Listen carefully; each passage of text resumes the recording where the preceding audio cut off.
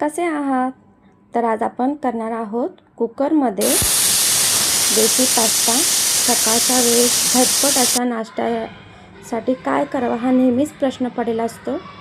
तर सकाळच्या वेळेस आपण हा नाश्ता करणार आहे। तर कुकरमध्ये तेल टाकून घेतलेलं आहे आणि त्यामध्ये बारीक चिरलेला कांदा, शिमला मिरची, एक बारीक चिरलेले टोमॅटो आणि मक्याचे दाणे आपण आता तेलामध्ये व्यवस्थित परतून घेणार आहोत। एक 2 ते 3 मिनिटं परतून झाल्यानंतर आपण ह्यामध्ये शेजवान सॉस टाकणार आहोत। मी ह्यामध्ये 2 चमचे शेजवान सॉस टाकलेला आहे। आवडत असेल अजून तिखट तर तुम्ही अजूनही टाकू शकता। शेजवान सॉस टाकून आपण हा व्यवस्थित एक 2 ते 3 मिनिटं पुन्हा एकदा परतून घेऊया। आता आपण ह्यामध्ये 1 चमचा टोमॅटो सॉस टाकणार आहोत।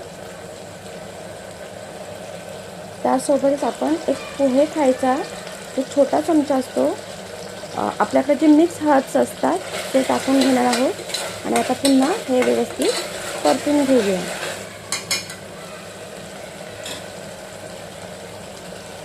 परतत असताना आपली जी गॅसची आच आहे ती मध्यम आचेवर आपण ठेवायची आहे। आता चवीनुसार मीठ टाकून घेऊया आणि 1 छोटा चमचा साखर टाकून घेऊया।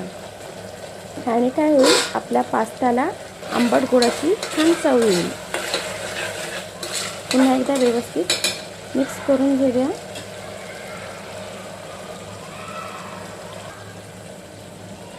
तुम्ही बघू शकता व्यवस्थित तेल सुटलेलं आहे। आपला कांदाही व्यवस्थित गुलाबी झालेला आहे। आता ह्यामध्ये मी 2 वाटी पास्ता टाकलेला आहे। आता हे आपण व्यवस्थित सगळं मिक्स करून घेऊया।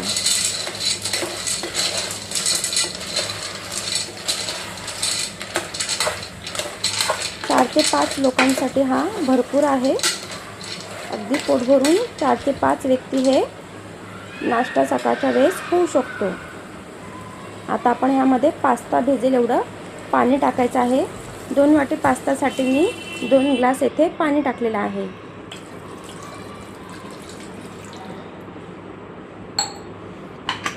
आता कुकरचं झाकण लावून घेऊया आणि मध्यम आचेवर 4 ते 5 शिट्या ह्याच्या करून घेऊया।